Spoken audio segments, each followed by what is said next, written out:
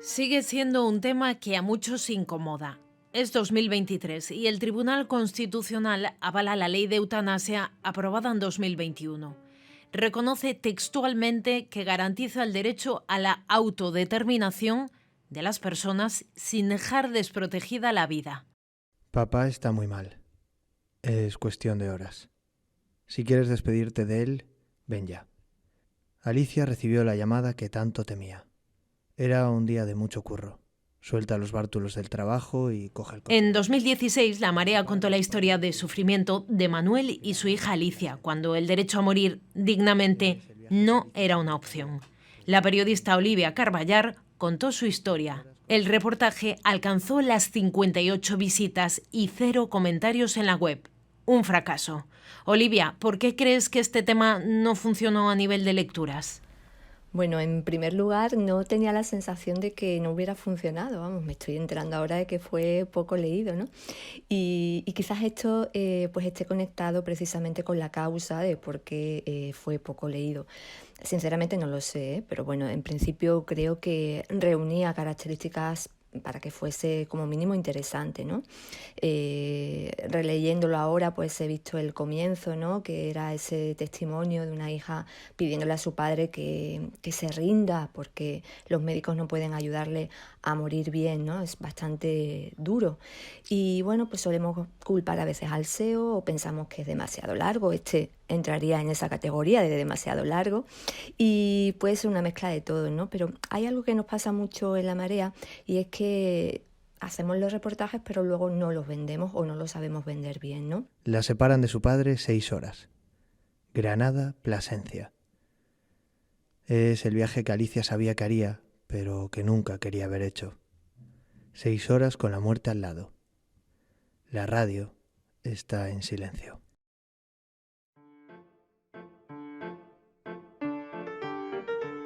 Soy Lucía Barrategui y esto es Las Menos, Las Más, el podcast mensual de La Marea para hacer de las noticias menos leídas las más escuchadas.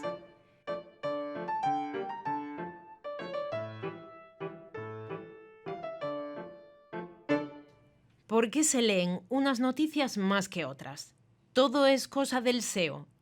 ¿Podemos hacer periodismo sin tener que atender a lo que nos dice el dichoso buscador y sus dichosas palabras clave? Lo primero, ¿qué es el SEO?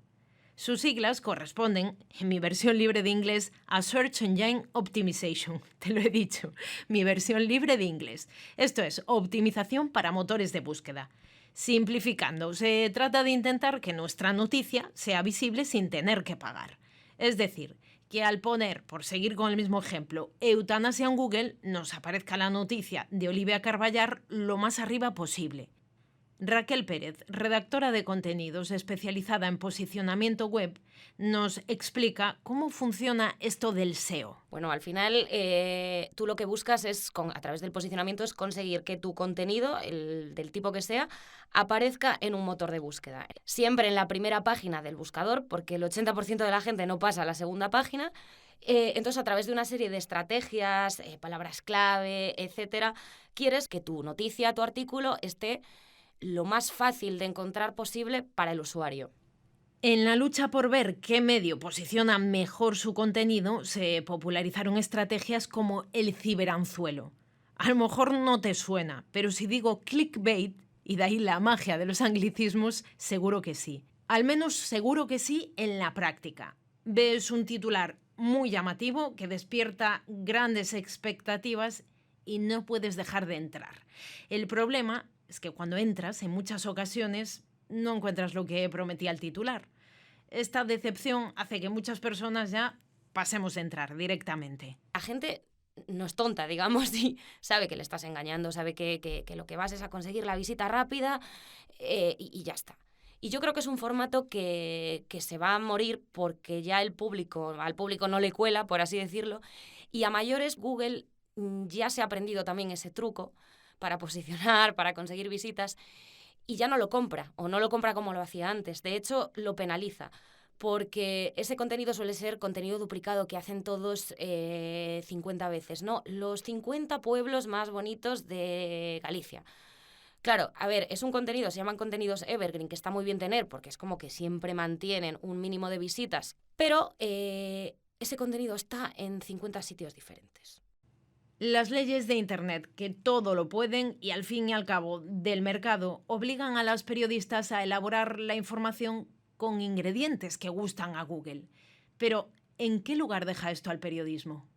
Nos encontramos en Nikivka, a unos pocos kilómetros del frente de Bakhmut, donde se libra la batalla más cruenta desde que comenzase la invasión rusa hace casi un año. Ella es la periodista Patricia Simón. En el momento en el que grabamos este podcast, está en Ucrania. Y no me resisto a preguntarle si sus crónicas de 15 minutos colisionan con el SEO.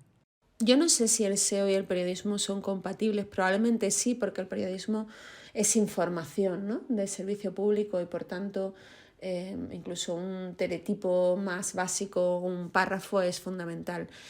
Lo que sí me parece que complica muchísimo la crónica, el reportaje, la información en profundidad, los reportajes que huyen del blanco y negro, de las declaraciones. Todo eso, bueno, lo boicotea en la práctica, ¿no? El hecho de que te premie que repitas la misma palabra 20 veces y no uses sinónimos, por lo tanto empobrezcas el lenguaje, el que no se puedan utilizar frases largas o párrafos largos, el que los textos largos prácticamente quedan desterrados del buscador de Google. Yo creo que todo esto es es una zancadilla, ¿no?, al periodismo. No solamente en el que creo, ¿no?, sino en el que milito, pero bueno, solamente queda esperar que haya una parte de la ciudadanía que busque no solamente ese tipo de periodismo, sino también el tiempo, ¿no?, para estudiar, porque también informarse es estudiar. ¿Cómo condiciona el SEO a un medio? ¿Debemos prestarle atención o centrarnos solo en la parte más puramente periodística? Magda Bandera nos explica qué hace que una pieza sea la menos o la más leída desde su experiencia como directora de La Marea. Pues a veces es que sientes que es un poco una lotería. Hay temas que están trabajadísimos, que se leen muy poco, ¿no? Pero a veces es sencillamente que te la retuitea pues alguien que tiene muchísimos seguidores o que ha tenido, bueno, por lo que sea, llega en el momento oportuno. A veces depende de la hora que lo publicas, depende sobre todo del titular. Y lo que sí que vemos es que en general se lee todo bastante poco, ¿no? Cuesta mucho que la gente se interese y pase más allá del tercer párrafo. Por ejemplo, el año pasado las que más se leyeron tenían que ver no con las grandes investigaciones, sino con temas que afectaban que hablaban de salud mental y de preocupaciones mucho más intimistas, por decirlo de algún modo, ¿no? Medios como La Marea pueden evitar que el SEO les condicione en exceso. No obstante, son conscientes de la importancia que tiene, por ejemplo, ajustar la longitud de las piezas a la forma que tenemos de leer en los dispositivos. Otro ejemplo, Revista 5W. A pesar de que cuenta con un profesional dedicado al posicionamiento, buscan el equilibrio para que esto no reste en calidad. Así nos explica su director, Agus Morales, cómo lo hacen ellos. No es algo que usemos para lograr más visitas. Sí que nos preocupa que alguien que esté buscando un tema, pues que pueda llegar a nuestra crónica, a nuestro ensayo, si le interesa de verdad, y para eso evidentemente pues el SEO es importante, pero no es algo que usemos para el clickbait. De hecho, en muchas ocasiones tenemos títulos que son poéticos, y eso hace a veces que nos vaya en contra de alguna manera, ¿no? Pero bueno, supongo que lo importante es tener equilibrio entre ambas cosas. A todo esto, me acabo de dar cuenta que después de esta danza entre el SEO y el periodismo, se me ha pasado por completo explicarte qué tiene que ver esto con el podcast de La Marea. Las menos, las más. O mira, casi mejor, que lo explique Magda Bandera, la directora del medio. Y lo que queríamos hacer precisamente es intentar darle una segunda vida a esos artículos que por lo que sea no se han leído lo suficiente, ¿no? Y entre los menos leídos vamos a seleccionar cada mes cuál es el que merece ser el más escuchado. Y eso va a ser un poco lo que vamos a hacer junto a vosotras. Una segunda vida a artículos que merecían ser leídos y no lo han sido. Porque el SEO también se equivoca.